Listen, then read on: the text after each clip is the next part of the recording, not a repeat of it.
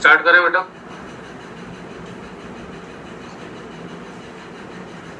Audio and screen दोनों clear हैं?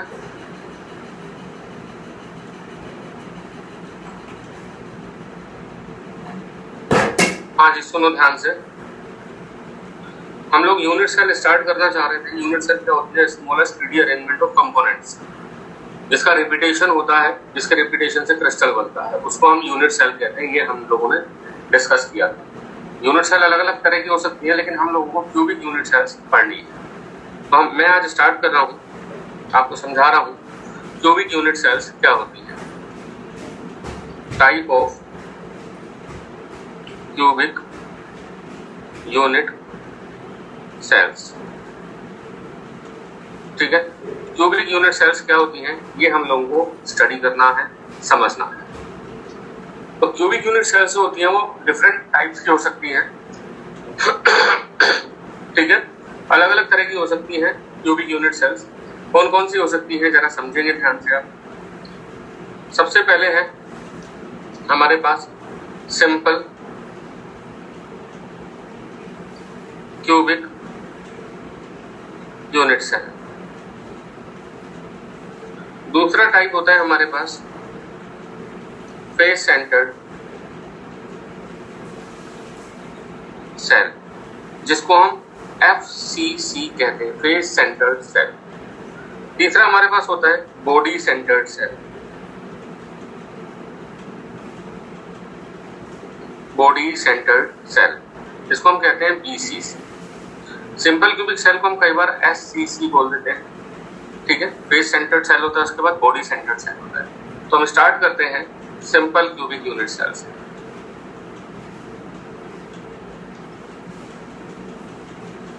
Simple cubic unit cell क्या होती है? सिंपल क्यूबिक यूनिट सेल जरा समझना। मैंने यहां कंपोनेंट्स लिए,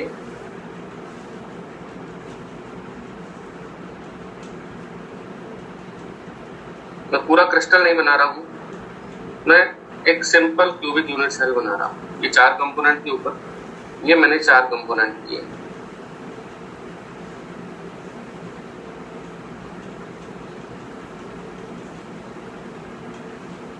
समझ पा रहे हैं? 4 कंपोनेंट के ऊपर मैंने ये 4 कंपोनेंट किए।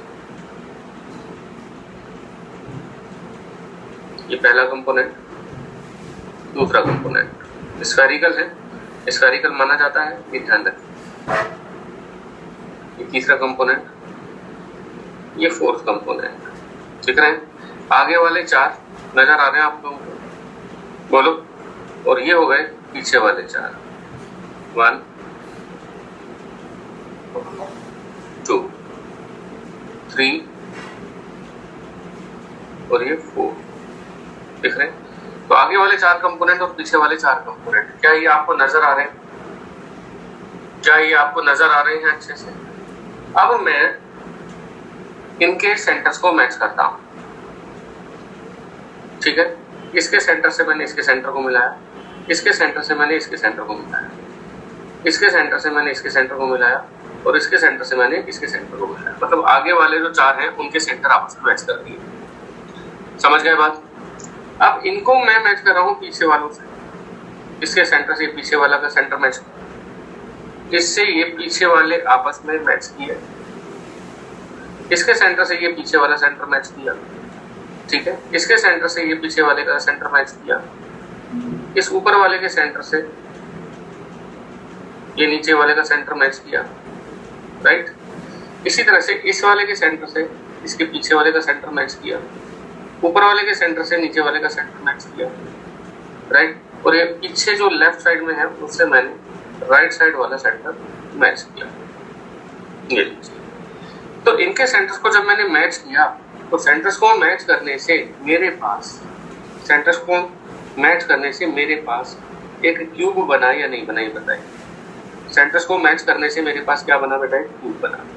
तो इस तरह की जो यूनिट सेल्स होती हैं, जिसमें कंपोनेंट के सेंटर्स को मैच करने पर एक सिंपल क्यूब बनता है, उसको हम सिंपल क्यूबिक यूनिट सेल कहते हैं।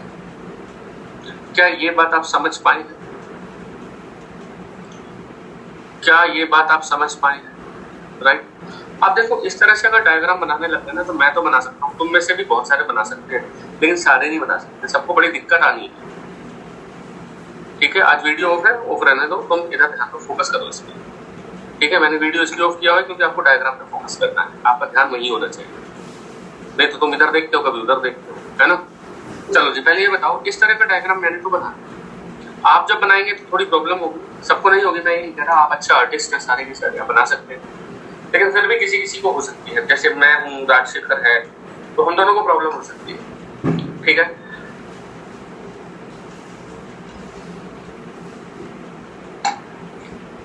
इसलिए हम उस चीज को थोड़ा आसान करते हैं, थोड़ा सिंपल करते हैं। एक्चुअल तो पोजीशन ये, ठीक है, इसको हम थोड़ा सा सिंपल करते हैं, जरा ध्यान देना आप लोग। मैंने क्यूब बनाया,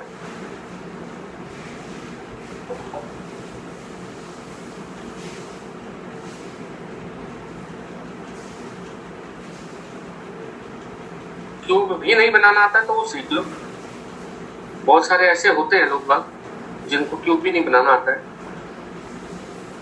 पर मुझे और राजशेखर को तो बनाना आता है। जिनको नहीं आता है वो सीखे, है ना भाई राजशेखर, जिनको नहीं आता है उन्हें सीखना चाहिए।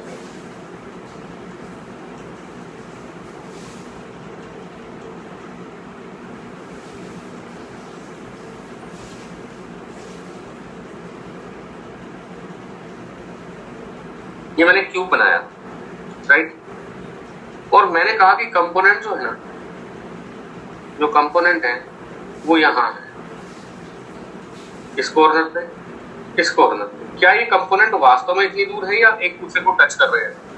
सही सही बात बताओ, क्या ये कंपोनेंट वास्तव में एक दूसरे से दूर है या टच कर रहे हैं? एक दूसरे को टच कर रहा है, पर थोड़ा सा हमें नजर आए इजीली, इसलिए मैंने कंपोनेंट को थोड़ा दूर दूर बना दिया, पर एक्चुअलिटी ये है कि ये कंपोनेंट एक दूसरे को टच कर रहा है। तो इस तरह की जो यूनिट सेल होती है उसको हम कहते हैं सिंपल क्यूबिक यूनिट सेल। क्या कहते हैं बच्चों? Simple cubic unit cell. तो वास्तविकता तो एक्चुअलिटी तो ये है कि कंपोनेंट के सेंटर को मिलाने से, कंपोनेंट के सेंटर को मिलाने से क्यूब बनता है, या फिर इसको दूसरी लैंग्वेज में हम ये कहते हैं कि कंपोनेंट कहाँ प्रेजेंट होते हैं? क्यूब के कॉर्नर्स पर प्रेजेंट होते हैं। समझ गए? तो मैं यहाँ स्टार्ट कर रहा हूँ, इसकी प्रॉपर्टीज लिख रहा हूँ। ये मैंने सिंपल क्यूबिक यूनिट सेल बनाया है, अब मैं इसकी प्रॉपर्टीज लिखूँ। ठीक है, क्या कहूंगा मैं सबसे पहले? If components are present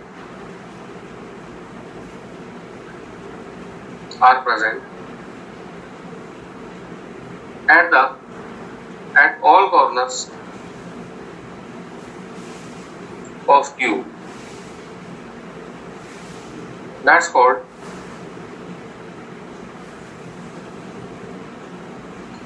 simple cubic unit cell। तो अगर कंपोनेंट कहां पर प्रेजेंट हो? केवल कॉर्नर्स पर प्रेजेंट हो, तो ऐसी यूनिट सेल को हम क्या कहते हैं? Simple cubic unit cell. Actual में ये कंपोनेंट एक दूसरे को टच करते हैं नहीं करते? बोलो बोलो बेटा, करते हैं। तो यहां पर ये बात आपको पता होनी चाहिए, actually components of adjacent corner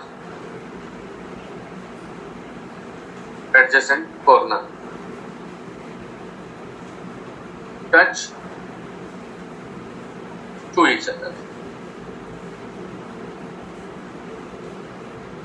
समझ गए? ये एक दूसरे को क्या करते हैं बेटा? टच करते हैं। क्या ये कंपोनेंट इस कंपोनेंट को टच करता है? क्या ये अपोजिट साइड में जो कंपोनेंट है, क्या ये एक दूसरे को टच करते हैं? क्या देखो जरा, ये मैंने बनाया, एक कंपोनेंट यहाँ है, एक यहाँ, एक यहाँ है, एक, तो ये तो एक दूसरे को टच करते हैं, लेकिन क्या ये कंपोनेंट इस कंपोनेंट को टच करता है क्या? नहीं ना, नहीं करता ना। तो एडजेसेंट कॉर्नर के जो कंपोनेंट हैं, समझ गए, वो ही एक दूसरे को टच करते हैं। अपोजिट साइड में फेस सेंटर कंपोनेंट एक दूसरे को टच, या फेस पे जो डायगोनल पोजीशन पे कंपोनेंट है वो एक दूसरे को टच नहीं करते। क्लियर ये बात सब लोगों को? तो कंपोनेंट कौन से एक दूसरे को टच करते हैं? On adjacent corner. Adjacent corner वाले कंपोनेंट ही एक दूसरे को टच करते हैं। क्लियर? समझ गए हैं या नहीं समझे? बोलो बच्चों। Actually components of adjacent corner, ठीक है, टच टू ईच अदर। क्या ये बात क्लियर है? ये बात क्लियर है या नहीं क्लियर है? बॉडी डायगोनल एक दूसरे को टच कैसे करेंगे आप खुद सोच के देखिए। 4 लड्डू रखे हुए हैं, उनके ठीक ऊपर 4 लड्डू फिर रखें। अब तुम खुद सोचो कि जो बॉडी डायगोनल है उस पे जो लड्डू है वो एक दूसरे को टच करेंगे क्या, या उनके बीच में स्पेस होगा? जो बॉडी डायगोनल पे लड्डू रखे हुए हैं, क्या उनके बीच में स्पेस होगा या टच करेंगे? बिल्कुल उनके बीच में स्पेस होगा, वो एक दूसरे को टच नहीं करेंगे। सिंपल ध्यान रखना कि केवल नियर कॉर्नर जो है ना, नियरेस्ट कॉर्नर, उनके कंपोनेंट एक दूसरे को टच करते हैं। ठीक है, नेक्स्ट पेज पे आता हूं।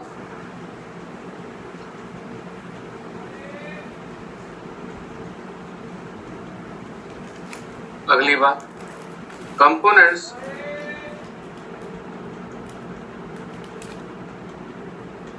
present on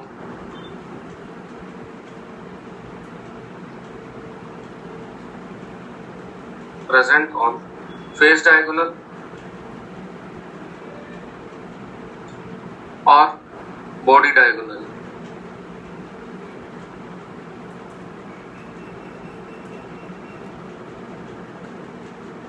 not touch to each other। वो एक दूसरे को टच नहीं करते।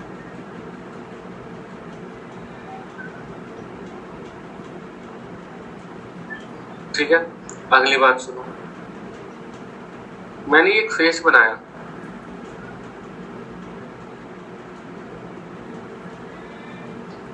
ये पीछे भी है यूनिट सेल। ठीक है, अब मैं यहाँ कंपोनेंट बना रहा हूं। जैसे मैंने यहाँ पर एक कंपोनेंट बनाया,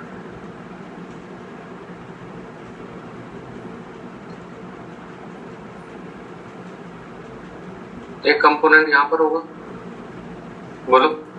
दूसरा कंपोनेंट यहाँ पर होगा या नहीं होगा? आप मेरे को किसी बात बताओ, इस तरह से कंपोनेंट होंगे या नहीं होंगे? मैं एक छोटी सी बात आपसे पूछना चाह रहा हूँ, इस तरह से कंपोनेंट होंगे या नहीं होंगे, बता दीजिए। होंगे कंपोनेंट।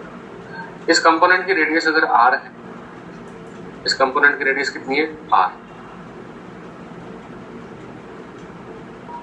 कंपोनेंट दिख रहा है आपको?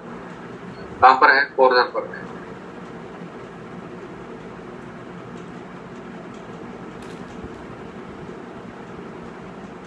दिख रहा है कंपोनेंट आपको?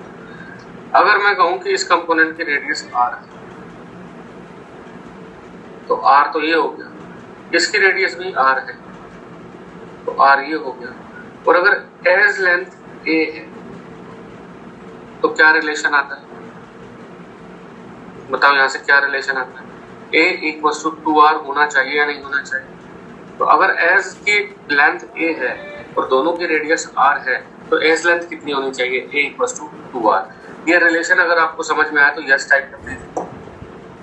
बॉडी सेंटर्ड सेल के लिए, सॉरी सिंपल क्यूबिक सेल के लिए चल रहा है सब कुछ।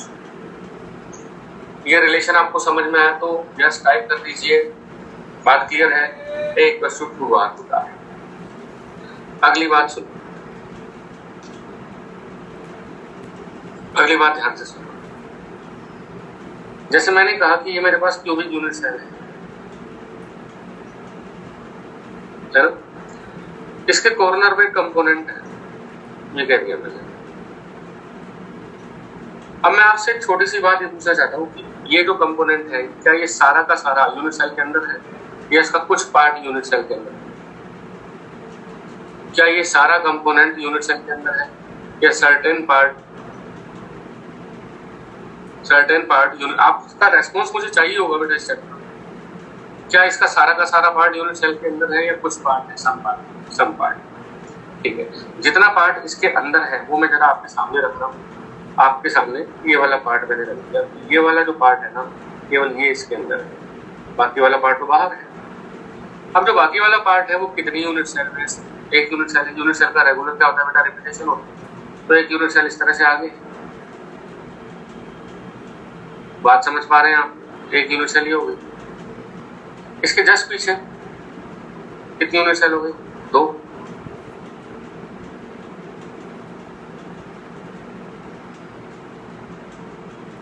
इसके जस्ट पीछे 2 यूनिट सेल हो गई। तो ये जो कॉर्नर पे कंपोनेंट है ना बेटा, दिख रहा है आपको? ये जो कॉर्नर पे कंपोनेंट, इसका कंट्रीब्यूशन कितनी यूनिट सेल में हुआ? 1 में हुआ या 4 में हुआ? इसका कंट्रीब्यूशन कितने में हुआ? अभी दिख रहा है 4 में, लेकिन बेटा ये 4 डिब्बों के ऊपर अगर मैं 4 डिब्बे और रखूं,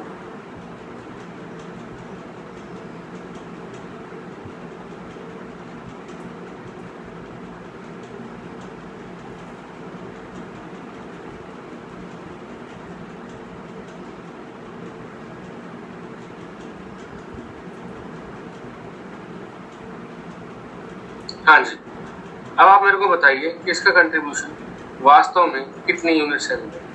4 डिब्बों के ऊपर मैंने 4 डिब्बे और अब मेरे को बताओ इसका कंट्रीब्यूशन जो कॉर्नर पे था वो कितनी यूनिट सेल में है? क्या नजर आ रहा है? 8 क्यूब में इसका कंट्रीब्यूशन है, 8 यूनिट सेल में इसका कंट्रीब्यूशन है। कितने बच्चों को समझ में? जिनको समझ में आया वो यस टाइप करो। इस कंपोनेंट का कंट्रीब्यूशन केवल 4 यूनिट सेल में है या 8 यूनिट सेल में? जिनको 8 यूनिट सेल में है ये बात समझ में आ गई, जस्ट टाइप करो। जिनको नहीं समझ में आया तो नो टाइप। अगर समझ में आया तो बात करो, क्योंकि मुझे आपका रेस्पॉन्स चाहिए इस चैप्टर में। छवि को नहीं समझ में आया, अच्छा भी समझाएंगे दोबारा, क्या करें। हाँ जी, जिनको समझ में आया वो यस टाइप करो। ऋतिक को भी नहीं समझ में आया, अच्छा।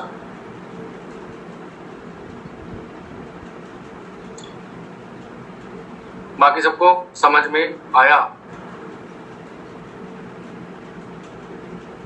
है? 2-3 स्टूडेंट जिनको नहीं समझ में आया मिलेंगे, सब तरह के मिलेंगे भाई, क्या किया जाए।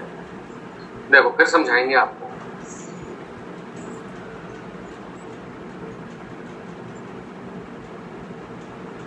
ये एक यूनिट सेल है हमारे पास। इस यूनिट सेल के कॉर्नर पे, इस यूनिट सेल के कॉर्नर पे कंपोनेंट, मैं आपसे पूछ रहा हूं इसका कंट्रीब्यूशन कितनी यूनिट सेल में है? तो ऐसी की ऐसी यूनिट सेल इधर है, ऐसी की ऐसी यूनिट सेल आगे है, ऐसी की ऐसी यूनिट सेल पीछे भी है।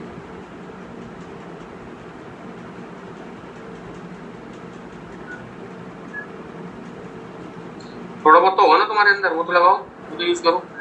तो इसका जो कंट्रीब्यूशन है वो कितनी यूनिट सेल में हुआ? अब इसका कंट्रीब्यूशन कितनी यूनिट सेल में हुआ? बोलो। अभी इसका कंट्रीब्यूशन कितनी यूनिट सेल में हुआ? इसका कंट्रीब्यूशन हुआ 4 यूनिट सेल में नीचे। और 4 डिब्बों के ऊपर 4 डिब्बे रख दोगे, 4 डिब्बों के ऊपर 4 डिब्बे रख दोगे, सुन रहे हो मेरी बात? 4 डिब्बों के ऊपर 4 डिब्बे रख दोगे,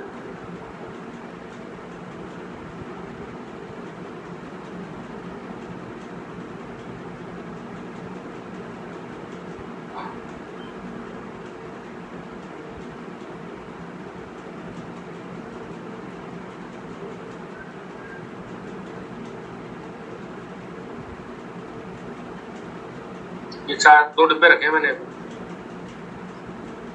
अभी मैंने 2 डिब्बे रखे हैं।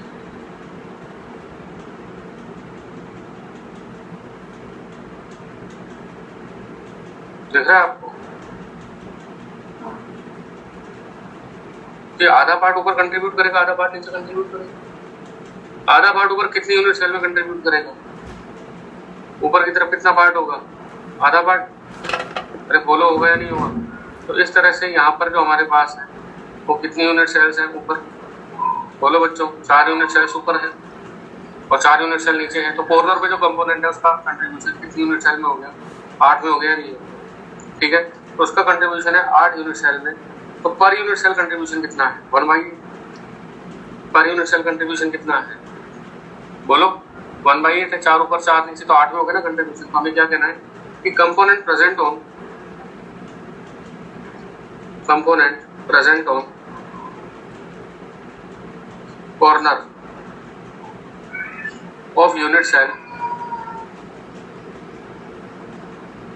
corner of unit cell contribute in 8 unit cells. So contribution per unit cell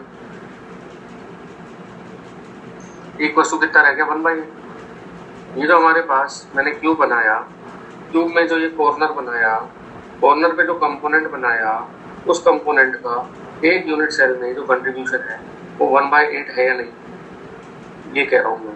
ये कंपोनेंट है, इस यूनिट सेल में इतना सही कंपोनेंट आएगा अंदर, बोलो आएगा नहीं आएगा? ये कंपोनेंट है, इस यूनिट सेल में इतने से कंपोनेंट आएंगे या नहीं, बताओ। क्या आप समझ पा रहे हैं? तो जो कंट्रीब्यूशन आ रहा है वास्तव में जो कंट्रीब्यूशन आ रहा है, ये कंट्रीब्यूशन जितना भी आ रहा है एक यूनिट सेल के अंदर, तो इतना से पार्ट अंदर है ना, बाकी तो बाहर है दूसरी यूनिट सेल में। बोलो क्या कहते हो? तो हमें क्या कहना है कि पर यूनिट सेल कॉर्नर पे जो कंपोनेंट होता है उसका कंट्रीब्यूशन कितना होता है बेटा, अंदर की तरफ कितना पार्ट होता है इसका, ओनली 1/8। क्या आप ये बात समझ पा रहे हैं मेरी? क्या आप ये बात समझ पा रहे हैं? क्लियर है? क्लियर है? बोलो बच्चों। तो पर यूनिट सेल जो कंट्रीब्यूशन आएगा वो कंट्रीब्यूशन कितना आएगा, 1/8 आएगा। ठीक है, तो अब कितने कॉर्नर हैं? टोटल कॉर्नर्स इक्वल टू कितने हैं, 8। एंड पर कॉर्नर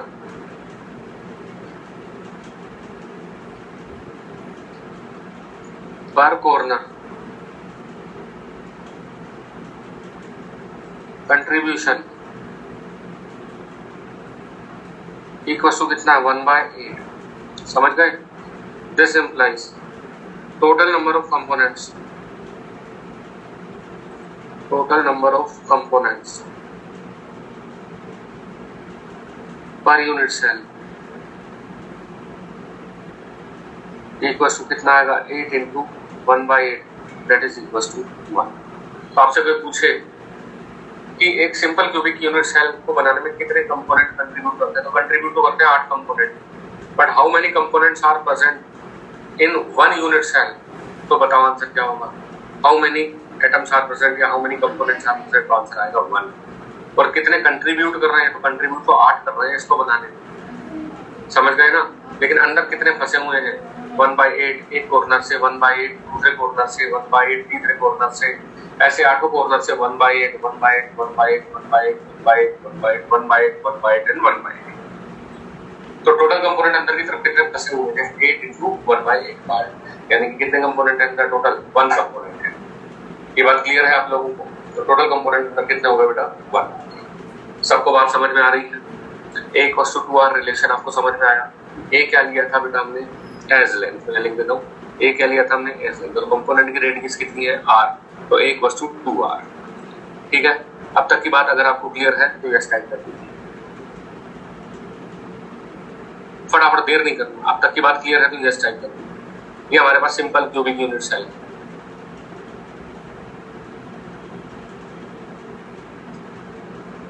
और कुछ महान लोग ऐसे जिनको नहीं समझ में आया तो याद करना कि सिंपल क्यूबिक यूनिट सेल में A = 2R होता है और पर यूनिट सेल कॉर्नर वाले कंपोनेंट का कंट्रीब्यूशन 1/8 होता है। ठीक है, क्लियर है? आगे चलते हैं। ये हमारे पास सिंपल क्यूबिक यूनिट सेल। अब मैं आगे आता हूँ, इसके बारे में बहुत कुछ और भी अपन को पढ़ना है, ठीक है, लेकिन अभी थोड़ा सा रुक के पहले मैं थोड़ा सा इंट्रोड्यूस कर दूँ आपको, है ना। अब हमारे पास है दूसरे तरह का face centred cell.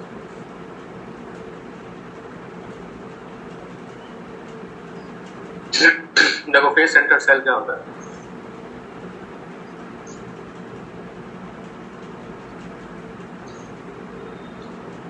If components are present, इसको हम क्या कहते हैं बेटा, FCC। Components are present at the centre of faces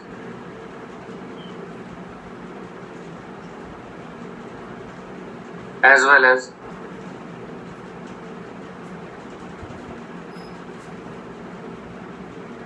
corners known as face centered cell।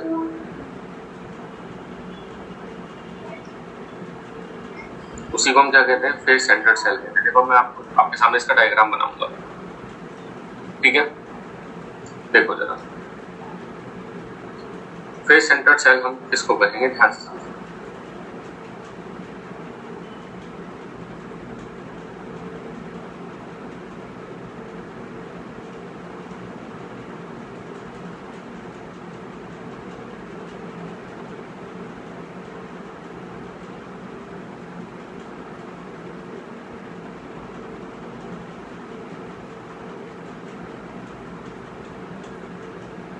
Component कहाँ प्रेजेंट है, बोलो बच्चों, फेस के सेंटर में। कंपोनेंट कहाँ प्रेजेंट है, फेस के सेंटर।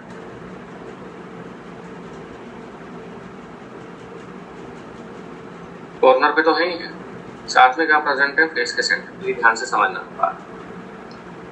तो जैसे मैंने इस फेस के सेंटर पे कंपोनेंट लिया, ये सामने वाला फेस आपको नजर आ रहा है,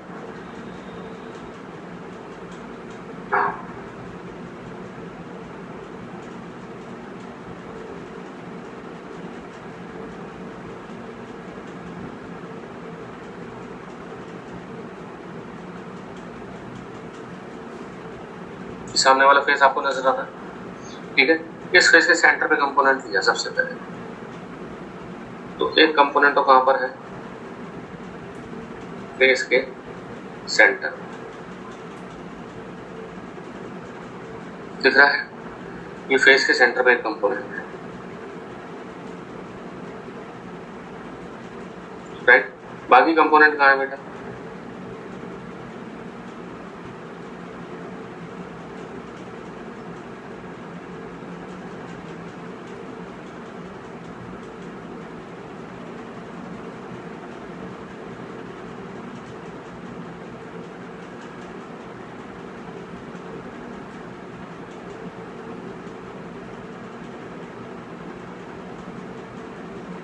हाँ जी देखिए, बाकी कंपोनेंट का है कॉर्नर। तो कंपोनेंट कहाँ प्रेजेंट होने चाहिए, बोलो बच्चों, एक तो फेस के सेंटर पे, और दूसरा कंपोनेंट प्रेजेंट कहाँ है, कॉर्नर पे तो है ही है, और साथ में कहाँ है, फेस के सेंटर पे। ये फेस नजर आ रहा है ना आप लोगों को, फेस के सेंटर, ठीक है। ऐसा कैसे इधर हो जाएगा,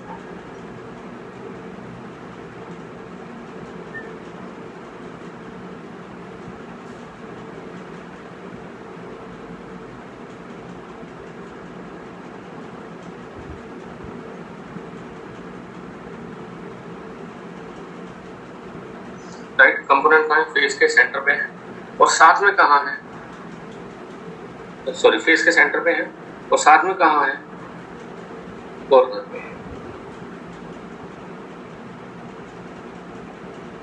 थोड़ा सा मैं डायग्राम ठीक कर देता हूँ, एक मिनट।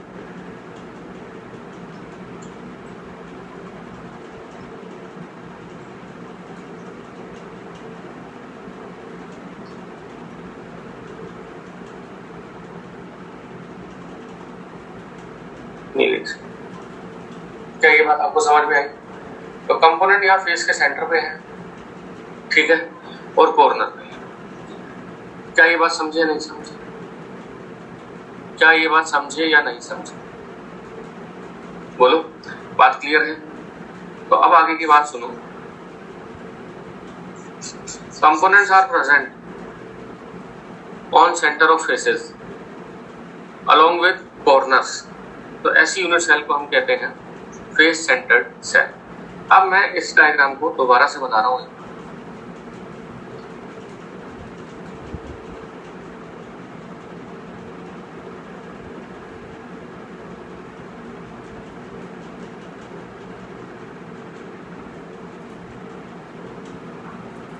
तो एक ऐसी यूनिट सेल जिसमें कंपोनेंट्स कॉर्नर पे तो प्रेजेंट हो ही हो, लेकिन फेस के सेंटर पे भी प्रेजेंट है।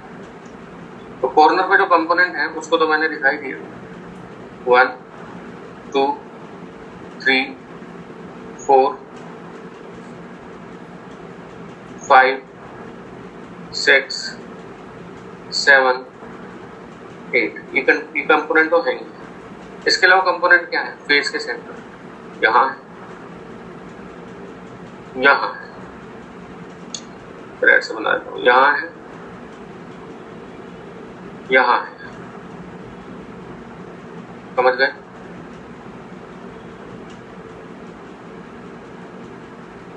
यहाँ है फेस के सेंटर पे और यहाँ है फेस के सेंटर पे।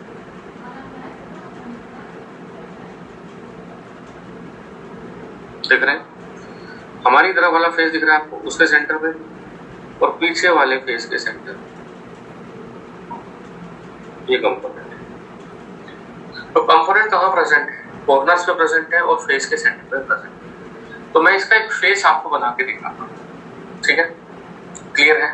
देखो जरा, या तो इसको ऐसे बना लीजिए या फिर आप इस यूनिट सेल को इस तरह से रिप्रेजेंट कर सकते हैं। इसका मैंने एक फेस लिया,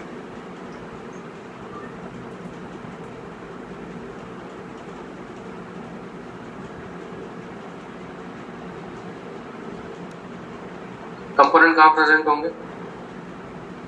कॉर्नर पे होंगे और कहाँ पर होंगे बेटा? फेस के सेंटर। तो ये मेरे पास फेस का सेंटर आया, ये मेरे पास क्या आ गया? कॉर्नर। तो मैंने यहाँ पे सिंगल फेस शो किया है। क्या शो किया है बेटा? मैंने यहाँ पे सिंगल फेस शो किया, ठीक है?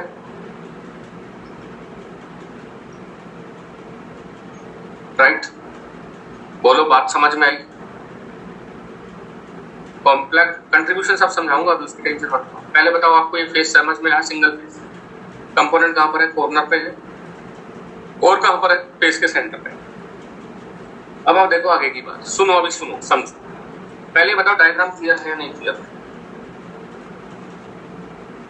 मैंने जो बात पूछी है इतनी सी बात बताओ।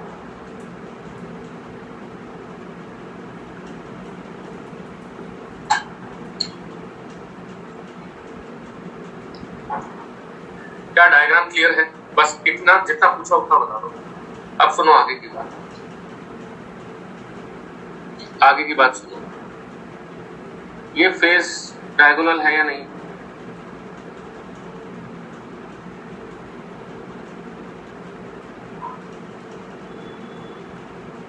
ठीक है, ये मेरे पास फेस डायगोनल है, राइट? अब एक बात बताइए, इसकी रेडियस कितनी है? इसकी रेडियस कितनी है? r। यहां से यहां तक की रेडियस भी कितनी हो गई? r। ये भी रेडियस कितनी हो गई? r। और ये भी कितनी हो गई? r। तो ये जो फेस डायगोनल है इसकी लेंथ कितनी है? 4r high. बोलो आई या नहीं है? तो मैं यहाँ पे लिख रहा हूँ लेंथ ऑफ फेस डायगोनल एक वस्तु कितना है बेटा? 4r है। ये सबको समझ में आ गया? सबको समझ में आ गया? ठीक। अब आगे की बात सुनो, ये मेरे पास आ गया 4r। अब मैं एक बात अच्छे से जानता हूँ, ये जो यहाँ से यहाँ तक की लेंथ है मेरे पास और यहाँ से यहाँ तक की जो लेंथ है मेरे पास वो a है। वो लेंथ कितनी है? a। यहाँ से यहाँ तक की लेंथ और यहाँ से यहाँ तक की लेंथ, लेंथ ऑफ एज कितनी है? a। ये हम जानते हैं अच्छे से। सामने आपको ट्रायंगल नजर आ रहा है, सामने आपको ट्रायंगल नजर आ रहा है ABC, राइट एंगल ट्रायंगल है। तो मैं क्या कहूंगा? In right angle triangle, right angle triangle Pythagoras theorem लगा सकते हैं। AC square is equal to AB square plus BC square होगा। यस और नो? होगा या नहीं होगा? तो AC कितना है? R plus R plus R plus R, 4R। तो 4R square is equal to AB कितना है? A स्क्वायर और BC कितना है? A square.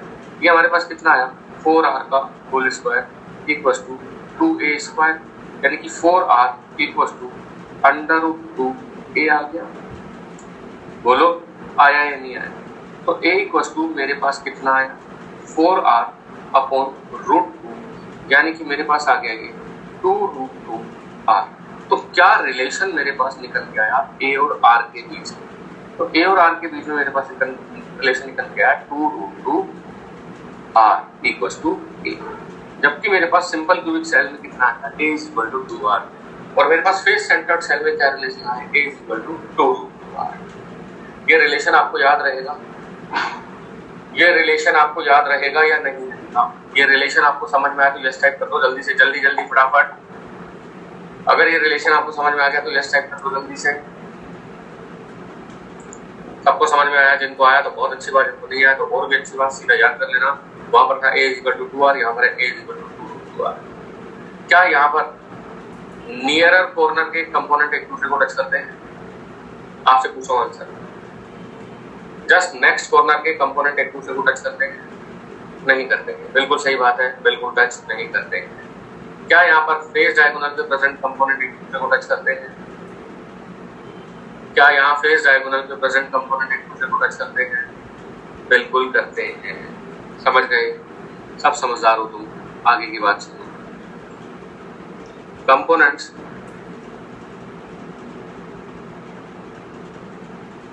Of face diagonal या components present on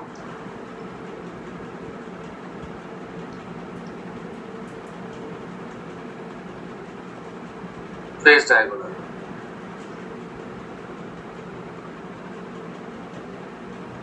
touches to each other, but components on just next corner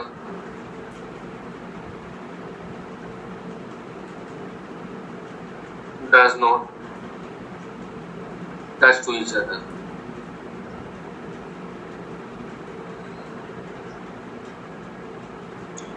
clear? अब एक बात देखिए, हमारे पास एक यूनिट सेल है,